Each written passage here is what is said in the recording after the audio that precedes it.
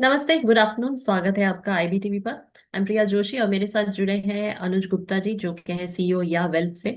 तो अनुज जी, स्वागत है। Good morning, Priya ji. Wish you a very happy New Year's to you and to your family and all your viewers. Thank you so much Anuj ji, आपको भी, आपको और आपकी team को, आपके परिवार को wish you very happy new year. Thank you, ma'am. तो अनुज जी, कई दिनों से हम बाजार में गिरावट देख रहे थे, लेकिन आज जो है last day of the year और ग्रीन में देख रहे हैं। सेंसेक्स इज एट 85,015, 85,000 क्रॉस कर गया, 340 पॉइंट्स ऊपर है। Nifty 135 points up, again it's cross 26,000, it is currently at 26,073। Active stocks: Tata Steel, Vodafone Idea, JSW Steel, Shriram Finance, and Bajaj Finance. Top five gainers: JSW Steel, Tata Steel, Power Grid Corp, Reliance, and Titan Company. Top five losers: TCS, Tech Mahindra, Bajaj Finance, Wipro, and Infosys. So Anuji, what's your take on the market today? सी प्रिया जी, पूरा साल हमने एक range bound momentum में देखा। Equity market अगर आप देखेंगे तो कोई ज़्यादा जी। वॉलिडिटी नहीं देखने को मिल रही। मार्केट काफ़ी रेंज हम्म। में रहा। बट हम्म। आज अगर हम देख रहे हैं तो मार्केट थोड़ा सा एक पॉजिटिव मूड में आता हुआ दिखाई दिया है। इसके हम्म। पीछे अगर बात करें तो कहीं ना कहीं ग्लोबल क्यूज रहे। हालांकि हम्म। ग्लोबल क्यूज इतने पॉजिटिव नहीं है, क्योंकि अगर आप देखिए रशिया हम्म। यूक्रेन वॉर कंटिन्यूस होता हुआ दिख रहा है और गहराता हुआ जा रहा है। हम्म। यूएस सीरिया, यूएस वेनेजुएला, हम्म। हमास, इसराइल, सभी में कहीं ना कहीं एक जियो पॉलिटिकल कंसर्न्स हैं। इवन हम्म। यूएस के अंदर भी अगर आप देखेंगे तो एक जियो political plus political concerns US में ज़्यादा है। ये हम्म। फेडरल रिजर्व और यूएस एडमिनिस्ट्रेशन के बीच में नहीं बन पा रही है। हम्म। तो कहीं ना कहीं आप देखिए कि पॉलिटिकल फ्रंट में यूएस में कोई क्लैरिटी नहीं है। जियो पॉलिटिकल कंसर्न्स भी हैं, तो हम देख रहे हैं कि उसकी वजह से पूरा साल काफ़ी वॉलेटाइल हम्म। रहा। भारत के अंदर एफआईआईज का आउटफ्लो काफ़ी रहा। हम्म। हमने देखा ऑपरेशन सिंदूर के बाद तो और आउटफ्लो और बढ़ता हुआ नजर आया। बट हम्म। कहीं ना कहीं हमने ये देखा कि बाकी देशों में भी कोई ऐसा खास अट्रैक्टिवनेस नहीं देखने को मिली। सभी जगह कोई खास मोमेंटम नहीं देखने को मिला। बट ये रहा कि थोड़ा सा एफआईआईज के फ्रंट पर इंडिया थोड़ा सा नेगेटिव होता हुआ दिखाई दिया, जिसकी वजह से एफआईआईज हम्म। का जो आउटफ्लो था वो इंक्रीज होता हुआ दिखाई दिया। रूपी भी यहाँ पे डेप्रिशिएट हुआ। बट हमें लगता है कि ये जो आज मार्केट है ये एक वेलकमिंग नोट है 2026 के लिए, कि हम एक पॉजिटिव ट्रेंड के साथ इंडियन मार्केट 2026 में जाते हुए दिखाई दे रहे हैं।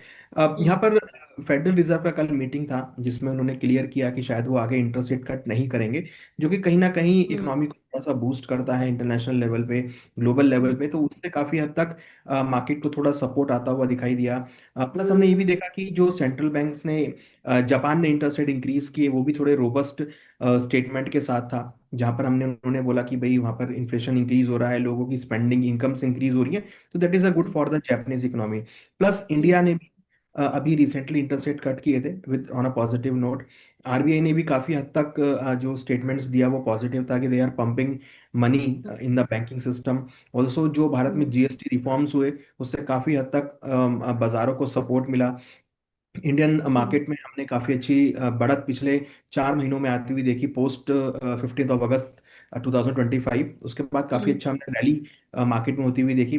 जीएसटी फ्रंट पे काफ़ी अच्छा रिफॉर्म्स आते हुए दिखाई दिए। तो अगर हम ओवरऑल बात करें तो हम्म। 2025 में जो चेंजेस हुए भारतीय बाजारों में, उसका रिफ्लेक्ट मुझे लगता है कि अब 2026 में आता हुआ दिखाई देगा। और डेफिनेटली जो हम्म। कंपनीज के नंबर्स होंगे वो मुझे लगता है कि काफ़ी इंपॉर्टेंट होंगे। और जीएसटी रिफॉर्म के बाद जो अब क्वार्टरली रिजल्ट्स आएंगे वो यहाँ पर मुझे लगता है कि मार्केट को सपोर्ट करेंगे, क्योंकि रिफॉर्म्स हम्म। के बाद ये पहली बार होगा कि जब रिजल्ट आते हुए अब दिखाई देंगे। और ऐसे में कहीं ना कहीं हम्म। मार्केट को सपोर्ट मिलेगा। और आगे बजट भी है इंडिया को लेके, तो और बजट में डेफिनेटली बहुत अच्छे एक्सपेक्टेशन है कि बजट आ हम्म। सकता है, क्योंकि स्टेबल गवर्नमेंट है और डेफिनेटली हम्म। ग्रोथ का बजट आपको देखने को मिलेगा। जी। अनुज जी, जैसे आपने कहा कि फेडरल रिजर्व अब शायद इंटरेस्ट रेट नहीं बढ़ाएगा या नहीं घटाएगा, बट पहले उन्होंने कहा था कि 2026 में उनका टारगेट है और वो शायद 3 बार ड्रॉप करेंगे इंटरेस्ट रेट। तो आपको क्या लगता है कि इसमें और भी बदलाव आ सकता है उनके डिसीजन में? देखिए, उनका बदलाव आने का केवल एक ही कारण है कि उन्होंने क्लियर बोला है कि वो अभी यूएस की मार्केट, यूएस के डेटा को अभी वो वॉच करना चाहेंगे कि क्या यूएस की हम्म। इकोनॉमी इनके लिए हमेशा दो चीज़ें बहुत इंपॉर्टेंट रही हैं। चाहे वो यूएस की लेबर मार्केट हो, हमने रिसेंटली देखा कि यूएस की लेबर मार्केट बहुत खराब रही है, वहाँ का जो अनएम्प्लॉयमेंट रेट है वो काफ़ी बढ़ गया है, जो कि उनके लिए हम्म काफ़ी कंसर्न रहा है। प्लस उसके साथ साथ जो उनका इन्फ्लेशन है वो भी इस बार काफ़ी इंक्रीज होके आया था, तो वो भी कहीं सपोर्टिव नहीं था। प्लस जो टैरिफ ट्रम्प साहब ने लगाए हैं, पिछला साल हम्म पूरा टैरिफ में गया, और उस टैरिफ हम्म की वजह से वहाँ पे जो इन्फ्लेशन है वो कंटिन्यू इंक्रीज होता हुआ दिखाई दिया। तो कहीं ना कहीं हम्म टैरिफ की वजह से यूएस को ये समझ में आया कि भाई यूएस के अंदर जो इन्फ्लेशन है, यूएस की जो इकोनॉमी वो हम्म टोटली इंपोर्ट्स के ऊपर डिपेंड है। बहुत सारी ऐसी चीजें हैं जो हम इंपोर्ट करते हैं, तो यूएस हम्म को महंगी मिलने लगी तो वहां पर इन्फ्लेशन बढ़ता हुआ नजर आया। तो हमने देखा कि बीच में ट्रम्प साइड में थोड़ा सा रिलैक्सेशन भी दिया कि भाई हमें कुछ हम्म कमोडिटी ऐसी है जो विदाउट टैरिफ के वो ले रहे हैं। तो मुझे लगता है कि 2026 में जो इंटरेस्ट रेट का डिसीजन है या फिर जो यूएस के डेटा हैं वो यहाँ पे सबसे हम्म ज्यादा इंपॉर्टेंट होंगे, और उस डेटा के आने के बाद ही इंटरेस्ट रेट के ऊपर डिसीजन होता हुआ दिखाई देगा। हालांकि उन्होंने एक बार इंटरेस्ट रेट कट करने की बात करी है, बट अगर डेटा पॉजिटिव आते हैं, हम्म जो टैरिफ वाला प्लान है वो अगर सक्सेसफुल होता है, हम्म टैरिफ पे कोई रेशनलाइजेशन होती हैं, तो फिर हो सकता है कि वो इंटरेस्ट रेट कट करने की सीमा को बढ़ा सकते हैं। मगर फिलहाल अभी तो जो जिस तरीके से अभी सेंटीमेंट चल रहे हैं, क्योंकि अभी तक टैरिफ के ऊपर कोई क्लैरिटी नहीं है, हम्म टैरिफ अगर क्लियर होता है तो फिर वहां पर मार्केट में सपोर्ट आता हुआ दिखाई देगा। टैरिफ को लेके आपको क्या लगता है कि कब तक ये मैटर सुलझ सकता है, या फिर आपको लगता है कि पूरा साल फिर से इसमें ही निकल जाएगा निगोसिएशंस में? देखिए अभी तो लग रहा है कि जल्दी ही लग रहा है कि फर्स्ट हाफ हम्म में पहले क्वार्टर में आपको कहीं ना कहीं जो टैरिफ के ऊपर प्लान है वो यहाँ पर आपको आते हुए दिखाई हम्म देंगे।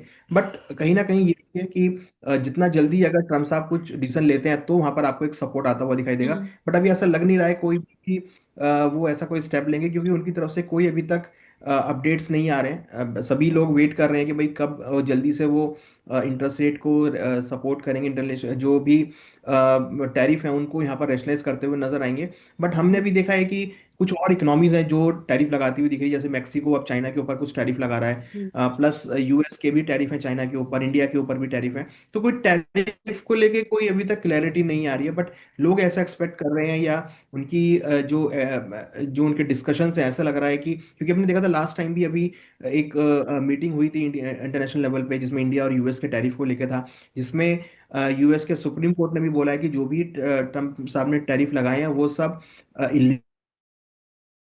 लीगल है। तो वो भी वहाँ पे भी चैलेंज ट्रम्प साहब फेस कर रहे हैं। तो मेरा मानना है कि शायद फर्स्ट क्वार्टर में, इवन जैन और फेब के अंदर ही कोई ना कोई आपको ऐसा न्यूज आती हुई दिखाई देगी जो टैरिफ के पक्ष में होगी, और हो सकता है कि टैरिफ वहाँ पे रैशनलाइज होता हुआ दिखाई दे। तो मुझे लगता है कि जल्दी ही हम, हो सकता है कि बजट से पहले ही कोई ना कोई डिसीजन हम ट्रम्प साहब की तरफ से टैरिफ को लेकर आता हुआ दिखाई दे, और कुछ और कमोडिटीज शायद टैरिफ में से हटती हुई नजर आए। तो हम्म एक्सपेक्टेशन ये है कि अगर कोई भी पॉजिटिव नेस टैरिफ को लेकर आती है तो भारतीय बाजारों के लिए वो भी पॉजिटिव होगा।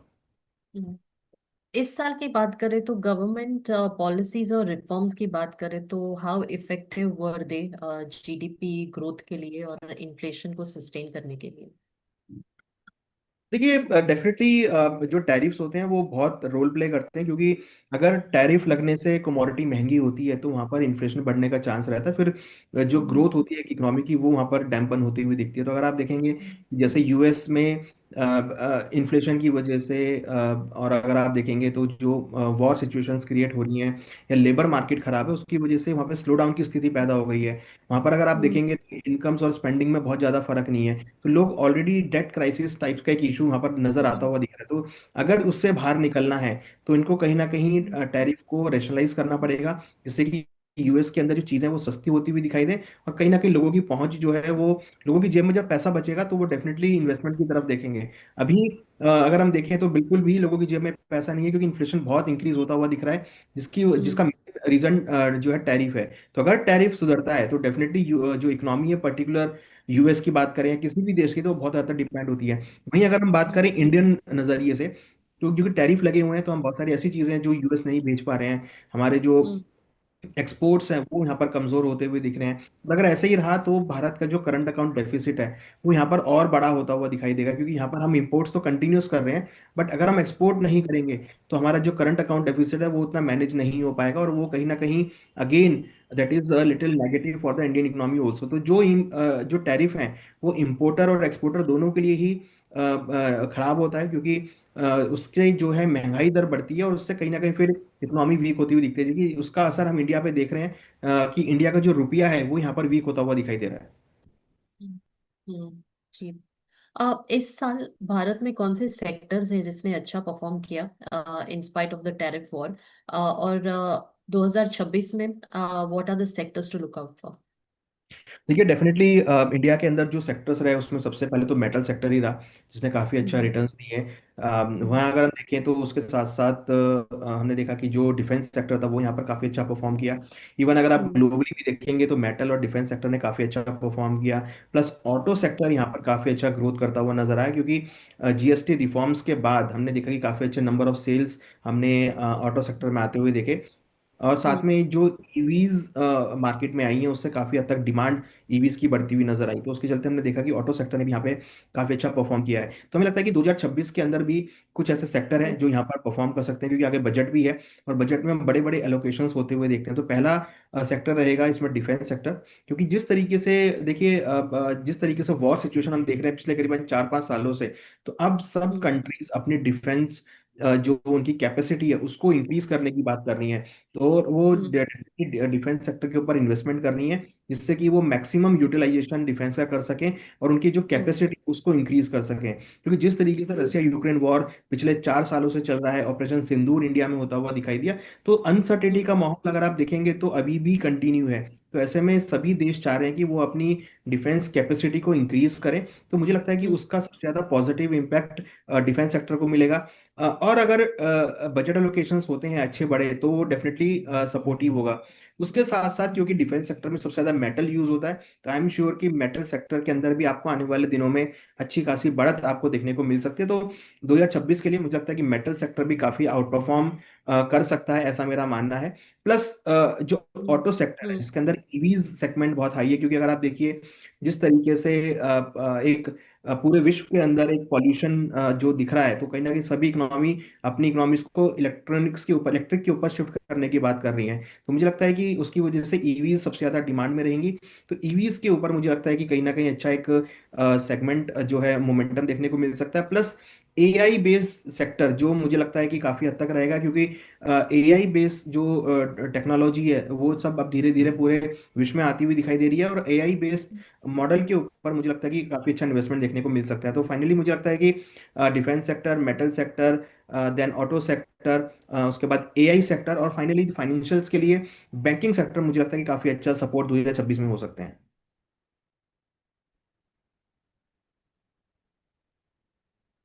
जी। अनुज जी, करेंसी के बारे में क्या कहेंगे कि इस साल हमने गिरावट देखी है रुपी में, तो how do you think 2026 looks, क्या हम स्टेबल हो पाएंगे?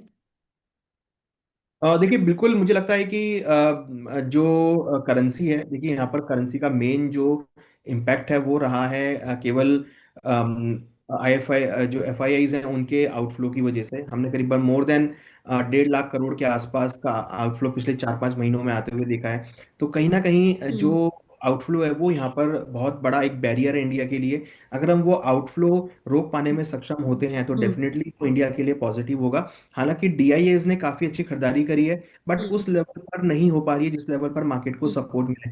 हालांकि निफ्टी यहाँ पे जरूर पॉजिटिव पॉइंट्स में खड़ा है, बट अगर आप स्टॉक्स को देखेंगे तो उतने ज्यादा मोमेंटम नहीं दे पा रहे हैं। तो मुझे लगता है कि हम्म। रुपी के लिए सबसे ज्यादा इंपॉर्टेंट है कि रुपी की डिमांड बढ़नी चाहिए, डॉलर की डिमांड कमजोर होनी चाहिए। वहीं अगर हम देख रहे हैं तो रुपी की डिमांड नहीं आ पा रही है और डॉलर की डिमांड बढ़ रही है, क्योंकि आउटफ्लो इंक्रीज हो रहा है और they need money in the dollar. तो डॉलर की डिमांड बढ़ रही है, तो हमें रुपी की डिमांड बढ़ाने के लिए इनफ्लो को इंक्रीज करना पड़ेगा, और उसके लिए हमको काम करना पड़ेगा कि जो इंडियन मार्केट में, या अगर आप बाकी देशों से बात करें तो इंडिया रुपये की डिमांड बढ़े। जैसे अभी हमने पुतिन साहब आए थे तो उनके साथ में डिस्कशन किया कि जो भी हम रशिया के साथ डील करेंगे वो इंडियन रुपी में हम्म। करेंगे। अगर वैसी डील अगर हम बाकी नेशंस के साथ भी करते हैं तो वहां पर डेफिनेटली इंडियन रुपी की डिमांड बढ़ेगी। और हमने देखा भी है पिछले 2-4 हफ्तों में रुपी के अंदर स्ट्रेंथ लौटती हुई दिखाई दी है। रुपी अब 90 के नीचे मीन्स स्ट्रेंथ लेता हुआ दिखाई दे रहा है। तो कहीं ना कहीं थोड़ा सा पॉजिटिव मोमेंटम आया, तो अगर हमें इसको कंटिन्यू रखना है तो हमें रुपी को ही फोकस करना पड़ेगा, और रुपी की जो डिमांड है वो पूरे विश्व के अंदर इंक्रीज करनी पड़ेगी। जी। हमने इस साल ये भी देखा कि कमोडिटीज ने बहुत अच्छा परफॉर्म किया, खास करके गोल्ड और सिल्वर। तो what is your take on the commodities of 2026? क्या आप और ऊंचाई छुएंगे गोल्ड और सिल्वर? देखिए बिल्कुल करीबन 170% के आसपास सिल्वर चल रहा है। और गोल्ड भी ऑलमोस्ट 70% से ऊपर। हमें लगता है कि गोल्ड सिल्वर का रिटर्न आपको 2026 में भी देखने को मिलेगा। बट हाँ, 2026 में जैसा कि फेडरल रिजर्व की मीटिंग्स के मिनट्स आए हैं कि वो केवल एक बार इंटरेस्ट रेट कट करेंगे। वो अभी फिलहाल इंटरेस्ट रेट कट को होल्ड करेंगे और यूएस के हम्म। डेटा को वॉच करना चाहेंगे। तो मुझे लगता है कि हो सकता है कि पहले एक क्वार्टर में जैन टू मार्च शायद उतना एग्रेसिव इंटरेस्ट रेट कट ना करें, या फिर वो यूएस हम्म। के डेटा को जरूर यहाँ पे वॉच करना चाहेंगे। तो हो सकता है कि स्टार्टिंग में आपको थोड़ा कंसोलिडेशन देखने को मिले, थोड़ी बहुत आपको हम्म। प्रॉफिट देखने को मिले। बट हाँ, लॉन्ग टर्म अगर हम बात करें कि टिल एंड दिसंबर, हम 2026 एंड की बात करेंगे दिसंबर 2026 तक, तो आपको एक पॉजिटिव मोमेंटम देखने को मिलेगा। बट हाँ, ये श्योर मुझे लग रहा है कि जितनी रिटर्न हमने इस साल देखी है शायद उतनी रिटर्न आपको उसमें देखने को ना मिले। बट हाँ, डबल डिजिट रिटर्न में हम्म। एक्सपेक्ट कर रहा हूँ गोल्ड सिल्वर में देखने को मिलेगी। जी। कॉपर को लेकर क्या लग रहा है आपको? How do you see 2026 for copper? देखिए कॉपर में अगर हम बात करें तो जिस तरीके का मोमेंटम रहा है कॉपर के अंदर, क्योंकि यूएस ने कुछ ऐसी कमोडिटीज हैं जिसको रेयर अर्थ मेटल या क्रिटिकल मेटल की लिस्ट में शामिल किया है, जिसमें हम्म। सिल्वर है, प्लेटिनम है, पैलेडियम है, जिंक है, निकेल है, लेड है, एल्युमिनियम है। सभी कमोडिटीज को क्रिटिकल मेटल की लिस्ट में ऐड किया है। और उस लिस्ट में ऐड करने के बाद हमने देखा कि जो एक डिमांड थी इंडस्ट्रियल मेटल की वो इंक्रीज होती हुई दिखाई दी है। हर कोई उस रेस में लग गया कि जो भी क्रिटिकल मेटल्स हैं उनको एक्वायर करे, उनको होल्ड करे। तो हमने देखा कि चाइना, रशिया, सभी हम्म। इकोनॉमीज ने, हांगकांग, साउथ कोरिया, सभी ने उनको होल्ड करना चालू किया। इनफैक्ट इंडिया भी कुछ कुछ होल्ड करता हुआ नजर आ रहा है। तो ऐसे में डिमांड जो है वो बढ़ती हुई नजर आ रही है। और पिछले अगर हम देखें तो 6 महीनों में सप्लाई बहुत डिस्टर्ब रही है। अगर आप पिछले हम्म। 10 सालों की बात करेंगे तो इंडस्ट्रियल यूसेज बहुत इंक्रीज हुआ है। ऑलमोस्ट 20 से 25% के आसपास इंडस्ट्रियल एक्टिवेशन यूज हुआ है। बट सप्लाईज उतनी नहीं हम्म। इंक्रीज हुई हैं। अगर आप इन्वेंट्रीज की बात भी करेंगे तो एलएमई पे, शंघाई पे, सीएमई पे, सभी में जो इन्वेंट्रीज है वो काफी लोअर लेवल पे चल रही हैं। तो इन्वेंट्री कम है, डिमांड बढ़ती हुई नजर आ रही है। तो ये जो मिसमैच है इसकी वजह से हमने देखा कि कॉपर में भी एक अच्छे रिटर्न्स देखने को मिले। ऑलमोस्ट 70, मोर देन 70% के रिटर्न कॉपर में आते हुए दिखाई दिए हैं। बाकी मेटल्स भी ऑलमोस्ट डबल डिजिट में रिटर्न देते हुए नजर आ रहे हैं। तो मुझे लगता है कि 2026 हम्म। में कॉपर भी यहाँ पर आउट परफॉर्म करेगा सभी हम्म। मेटल्स को। और कॉपर की वजह से हम देखेंगे कि गोल्ड सिल्वर को भी सपोर्ट आता हुआ दिखाई देगा। हम्म। जी। एफआईआईज की बात करें तो क्या आपको लगता है कि वो लौटेंगे भारत वापस? वो how do you see the FIIs in 2026? देखिए एफआईआईज के लिए इंपॉर्टेंट है कि हम क्या उनके लिए लेकर आ सकते हैं, क्या हम उनके लिए रैशनलाइजेशन कर सकते हैं।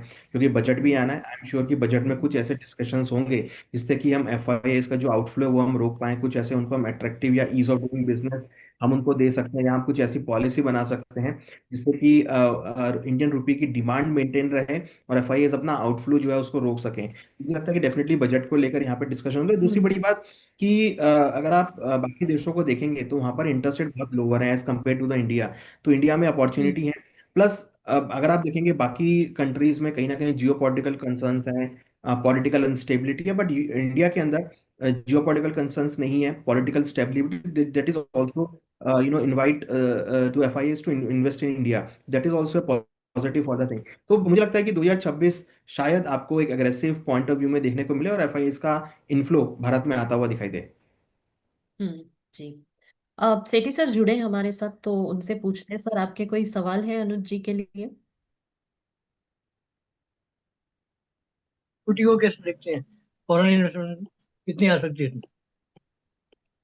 देखिए अगर आप सिटी साहब, तो गुड मॉर्निंग, नव वर्ष की हार्दिक शुभकामनाएं। देखिए हमें लगता है कि इक्विटी मार्केट के लिए 2026 पॉजिटिव रह सकता है। क्योंकि जिस तरीके से एक भारत का नज़रिया चेंज हुआ है लोगों के मन में, एक पॉजिटिविटी देखने को मिली है। तो आई एम एक्सपेक्टिंग कि 2026 में एफआईएस का इन्फ्लो आपको देखने को मिलेगा, पॉजिटिविटी आपको देखने को मिलेगी और अपसाइड मोमेंटम आपको इक्विटी मार्केट में देखने को मिल सकता है। हालांकि जियो पॉलिटिकल कंसर्न्स बहुत सारे हैं, रशिया यूक्रेन वॉर और US Venezuela, US Syria, Israel Hamas war, ये सब चीज़ें हैं जो थोड़ा सा नेगेटिव रोल प्ले करती हैं। रुपी जो वीकनेस हो रहा है वो भी थोड़ा सा नेगेटिव रोल प्ले करता है। तो कहीं ना कहीं हमें लगता है कि moderate to positive 2026 Indian market के लिए हो सकता है। पर आपको लगता है ये फॉरेन इन्वेस्टर इस वजह से नहीं आ रहे हैं कि रुपया गिर रहा था, तो यस। उधर भी इनको लॉस होता है ना?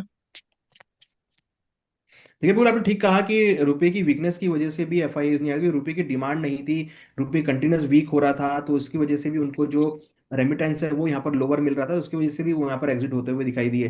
देखिए ऑपरेशन सिंदूर हुआ, उसके बाद से एक नेगेटिव ट्रेंड हमने मार्केट्स में, इंडियन मार्केट में बनता हुआ देखा। तो उसके बाद से अगर आप देखेंगे कि ऑपरेशन सिंदूर होने के बाद ही इक्विटी मार्केट थोड़ा सा डाउन होता हुआ दिखाई दिया या उतना परफॉर्म नहीं कर पाया। जीएसटी रिफॉर्म आने के बाद थोड़ा सा मार्केट को सपोर्ट मिला था, बट उतना नहीं मिल पाया जितना लग रहा था। हालांकि जीएसटी कलेक्शन हमारा हाई पर है, जो कि एक इंडियन के लिए पॉजिटिव है, बट उस लेवल पर नहीं इनफ्लो जो है एफआई का आ पाया जो कि मार्केट को सपोर्ट कर पाए। और आपको क्या लगता है कौन से, ये मेटल का कब तक चलेगा ये फोरकास्ट उसमें? अभी कॉपर दबा हुआ था, कॉपर भी चल पड़ा, तो जी। ये रैली में दम है कॉपर की, सिल्वर की, गोल्ड की, या कोई अभी एक दो दिन में जो गिरावट आई है उससे कोई देखिए खतरा पैदा हुआ है? देखिए उस गिरावट के पीछे जो रीजन था वो था कि कॉमेक्स में मार्जिन्स इंक्रीज किए गए हैं, करीबन 23-25% के आसपास मार्जिन इंक्रीज हुए हैं, जिसकी वजह से पोजीशंस स्क्वायर ऑफ हुई हैं। प्लस अगर आप देखेंगे तो फेडरल रिजर्व की जो मीटिंग के मिनट्स आए हैं उससे कोई सपोर्टिव स्टेटमेंट नहीं आया गोल्ड सिल्वर को लेके। उन्होंने बोला कि वो एक बार इंटरेस्ट रेट कट करेंगे, आगे कट करने के लिए वो यूएस के डेटा को वॉच करेंगे, बल्कि कोई कॉन्क्रीट उन्होंने स्टेटमेंट नहीं दिया। बहुत लोअर नंबर उन्होंने इंटरेस्ट रेट कट के दिए, अगर उन्होंने 2 या 3 बार बोला होता तो शायद मार्केट को सपोर्ट होता। उन्होंने खाली एक बार बोला है, और ये बोला है कि भाई आगे वो यूएस के डेटा को वॉच करेंगे उसके बाद ही इंटरेस्ट रेट कट करेंगे, तो वहां से भी थोड़ा सा नेगेटिव इम्पैक्ट आता हुआ दिखाई दिया। प्लस फिजिकल मार्केट में थोड़ी सप्लाईज इंक्रीज हुई हैं, हायर लेवल पे लोगों ने माल निकालना चालू किया, तो वो भी एक सेंटीमेंट मार्केट को हिट हुआ है। तो मुझे लगता है कि शॉर्ट टर्म में थोड़ा सा मार्केट अभी कंसोलिडेशन में रहेगा और हायर लेवल पे आपको प्रॉफिट बुकिंग देखने को मिलेगी। आईपीओ मार्केट बहुत बूम कर रहा है, ट्रिलियन में पहुंच गया अभी। उसके क्या कारण है? उसके बाद 50% शेयर गिर भी रहे, तब भी लोगों को परवाह नहीं है, वो खेलने के लिए तैयार है। इसके क्या कारण लगते हैं? मजबूती का कारण क्या है? किसका सेठी फॉरेन साहब? कंपनियां यहाँ के पैसा रेज कर रही हैं, यस। तो कुछ तो महत्वपूर्ण कारण होगा इसका। देखिए बेसिकली डिमांड सप्लाई सिचुएशन जो है वो यहाँ पर एक बड़ा रीजन है। सिंपल सा है कि इनको रिटर्न यहाँ पर अच्छा मिलता है, तो इसलिए एफआईआई यहाँ पर पैसा लगाते हैं। बट इस बार अगर आप देखेंगे तो इंटरेस्ट रेट भी यहाँ पे कुछ लोअर हुए हैं, वो भी अगेन है। बट अगर आप देखेंगे तो साथ साथ यूएस के अंदर भी हमने इंटरेस्ट रेट कट होते हुए देखे हैं। प्लस अगर आप देखेंगे तो कहीं ना कहीं जापान के अंदर थोड़े से इंटरेस्ट रेट इंक्रीज हुए हैं, बट वहाँ पर जो स्वैपिंग रेशियो है वो बहुत ज़्यादा है, तो वहाँ पर उनको उतना सुटेबल नहीं बैठ रहा है। तो मुझे लगता है कि कहीं ना कहीं जो डिमांड सप्लाई कंसर्न्स है वो यहाँ पर बहुत रोल प्ले कर रहे हैं। तो भारतीय बाजार अच्छा आईपीओ के लिए, क्योंकि कोई कोई कोई कंपनी अपने कंट्री में इशू नहीं ला रही है, यहाँ ला रही है। यस। तो इससे हमें बड़ा ताज्जुब हुआ कि, और यहाँ अभी इन्वेस्टर कौन है वो आईपीओ में, वो भी देखने में पड़ेंगे हमें, कि उन उनके देशों की कंपनियां या दूसरी कंपनियां हैं, कौन इन्वेस्ट कर रहा है। क्योंकि ये डाउट भी है ना कि कल को अभी सबके भाव गिरने चालू हो जाए, तो मालूम नहीं चले कहाँ से पैसा आया था कहाँ गया। ये आपको लगता है सॉलिड ग्रोथ है ये? इसको हम अच्छी ग्रोथ माने, मजबूत है, इसमें सब अच्छा होगा? देखिए रिटेल कोई खतरा इन्वेस्टर नहीं भारत के लिए? देखिए रिटेल इन्वेस्टर का जो आप देख रहे हैं वो काफ़ी सराहनीय रहा है, क्योंकि आप देखिए जितने भी आईपीओज आए हैं 2025 में सभी को काफ़ी अच्छा रिस्पांस मिला है, काफ़ी अच्छे रिटर्न्स दिए हैं। तो कहीं ना कहीं आईपीओ की मार्केट को लोग काफ़ी हद तक देखने लगे हैं। पहले हमने देखा था कि आईपीओ मार्केट को लोग इतना नहीं देख रहे थे, बट अब आईपीओ मार्केट को देख रहे हैं। आईपीओ के अंदर हम बहुत सारी ऐसी कंपनीज हैं जिनकी आईपीओज आए हैं, जिन्होंने काफ़ी अच्छा परफॉर्म किया, लोगों का पैसा भी बनाया। बट आज सेकेंडरी मार्केट में उतना पैसा नहीं बना है जितना आईपीओ मार्केट में बना है। तो मुझे लगता है कि लोगों का इंटरेस्ट अब आईपीओ की तरफ ज्यादा है। They are not investing in a derivative contract, और they are not so much trading, क्योंकि सेबी ने भी यहाँ पर थोड़ा टाइटनेस किया है डेरिवेटिव कॉन्ट्रैक्ट्स को लेके। तो कहीं ना कहीं लोग वहां से हटकर धीरे धीरे आईपीओ मार्केट में शिफ्ट होते हुए दिख रहे हैं। ये आपको लगता है डेरिवेटिव का पैसा उधर आ रहा है? यस। जो लोग ये तो टेक्निकल डेरिवेटिव। पोजीशन हो गई, फंडामेंटल यस। भी है, क्योंकि फंडामेंटल बहुत बड़ा रीजन है। अगर ये प्रूव हो जाए, जैसे वो अमेरिका की कंपनी थी जिसपे फाइन किया, वो भी डेरिवेटिव का पैसा डाल डाल डाल रहा था। जेन स्ट्रीट। यस। तो इस सब में मतलब जो आम इन्वेस्टर जो लेके बैठ जाते हैं, सो जाते हैं, उनकी क्या हालत होगी? उनको खतरा है कि नहीं है? 50% लोगों ने कमाया। अभी आईपीओ मार्केट क्या गिरा जाता है? एक हफ्ते का। एक हफ्ते में जो करना कर लिया, उसके बाद जो लॉस प्रॉफिट हुआ थोड़ा भूल जाते हैं। तो ये तो इन्वेस्टमेंट की कोई फिलोसफी नहीं है, वही कमाते हैं 50%।